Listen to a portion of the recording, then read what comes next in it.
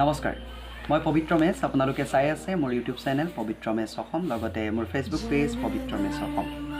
পোনপ্ৰথমতে সকলোলৈকে মই স্বাধীনতা দিৱসৰ অৰ্থাৎ আজি 15 আগষ্ট স্বাধীনতা দিৱসৰ বহুত বহুত শুভেচ্ছা জ্ঞাপন কৰিছোঁ।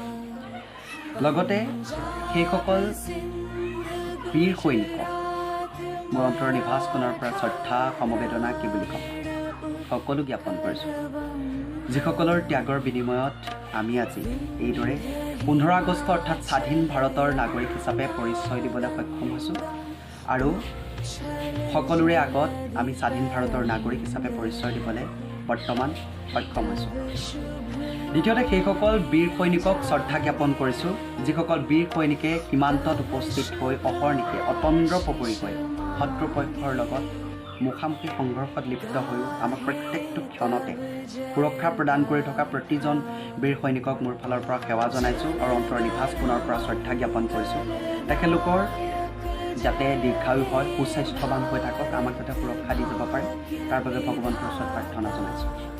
তৃতীয়তে আমাৰ সেইসকল বীৰ শ্বহীদ আৰু মহান পৰিয়াললৈ শ্ৰদ্ধা জ্ঞাপন কৰিছোঁ, মহান পৰিয়ালক সন্মান জনাইছোঁ, যিসকলৰ পৰিয়ালৰ সুযোগ্য সন্তানসকলে সীমান্তত উপস্থিত হৈ বীৰ সৈনিকৰ পৰিচয় দি স্বাধীনতা দিৱসৰ স্বাধীন ভাৰত গঢ়াৰ ক্ষেত্ৰত অগ্ৰণী ভূমিকা গ্ৰহণ কৰিলে।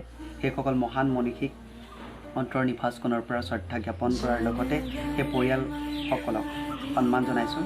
কেৱল মাত্ৰ আমাৰ বাবে বা বহুতৰ বাবে এজন ব্যক্তি নাইকিয়া হৈছে, কিন্তু সেই পৰিয়ালটোৰ বাবে হয়তো কাৰোবাৰ বাবে হিয়াৰ আমঠু নাইকিয়া হৈ গ'ল, ঘৰৰ পৰিচায়কজন নাইকিয়া হৈ গ'ল, কাৰোবাৰ বাবে বহু কিবা কিবি নাইকিয়া হৈ গ'ল। গতিকে এই ত্যাগক কেতিয়াও আমি পাহৰিব নোৱাৰোঁ। সেইখিনিতে মোৰ এটা কথা মনত পৰিছে, আমি শ্বহীদে আমাক লৈ যিমানখিনি ত্যাগ কৰি গ'ল, সেই ত্যাগক জানো আমি সন্মান দিব পাৰিছোঁ? অথচ নাই পৰা। কিন্তু স্বাধীনতা দিৱসৰ দিনটোত আমি কেৱল মাত্ৰ শ্বহীদ প্ৰণামো তোমাক বুলি শ্বহীদ বেদী এটা নিৰ্মাণ কৰি সিমানতে আমি সীমাবদ্ধ ৰাখিছোঁ। আমি অন্তৰ নিভাঁজ কোণৰ পৰা শ্বহীদসকলৰ যি ত্যাগ, সেই ত্যাগক সন্মান জনাই প্ৰত্যেকটো ক্ষেত্ৰতে যদি আমি শ্বহীদক সন্মান কৰি যাব পাৰোঁ, শ্বহীদৰ ত্যাগক আমি সন্মান কৰিব পাৰোঁ, তাৰ বাবে আমি সংকল্পবদ্ধ হ'ব লাগিব। তেতিয়াহে কিন্তু তেওঁলোকৰ ত্যাগক আমি সন্মান প্ৰদান কৰা হ'ব। কেৱল মাত্ৰ 15 আগষ্টৰ দিনটোতে শ্বহীদ প্ৰণামো তোমাক বুলি লিখি দিলি শ্বহীদক সন্মান কৰা নুবুজায়।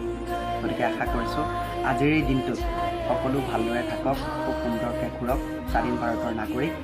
আৰু সকলোকে যিহেতু স্বাধীনতা দিৱস শুভেচ্ছা জ্ঞাপন কৰিলে, কিন্তু মোৰ অকণমান কাহিনী এটা মনত পৰিছে। স্বাধীন ভাৰতৰ নাগৰিক হিচাপে আমি বহুখিনি ক্ষেত্ৰত পৰাধীনতাৰ শিকলি পিন্ধি ঘূৰি ফুৰোঁ। আমি যেতিয়া কিবা এটা ভুল দেখোঁ, সমাজৰ বেয়া দেখোঁ, সেইটো ক্ষেত্ৰত আমি মাত মাতিবলৈ চেষ্টা নকৰোঁ। সৰু কথা এটা কৈ দিওঁ, ধৃতৰাষ্ট্ৰ অন্ধ আছিলে, কুন্তী অন্ধ নাছিলে। ধৃতৰাষ্ট্ৰ যেতিয়া অন্ধ আছিলে, কুন্তী অন্ধ নাছিলে।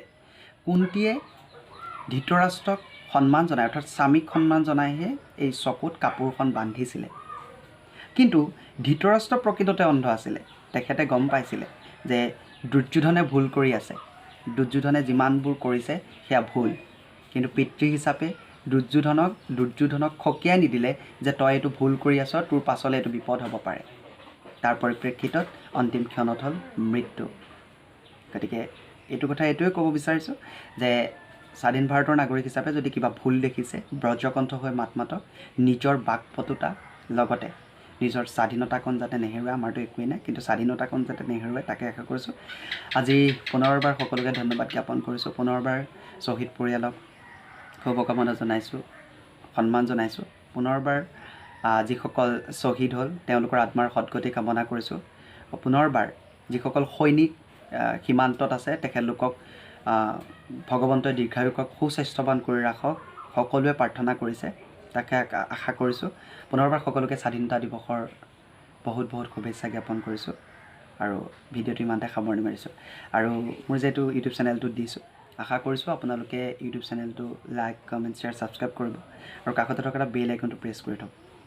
মই যদি নতুন ভিডিঅ' দিওঁ তেতিয়া আপোনালোকে কানেক্টেড হৈ থাকিব পাৰিব। আজি 15 আগষ্টৰ দিনটোৰ পৰা আকৌ পুনৰ আৰম্ভ কৰিছোঁ ইউটিউব চেনেলটো। আশা কৰিছোঁ আপোনালোকে চাব বুলি অকণমান মৰম দিব। ধন্যবাদ জনাইছোঁ।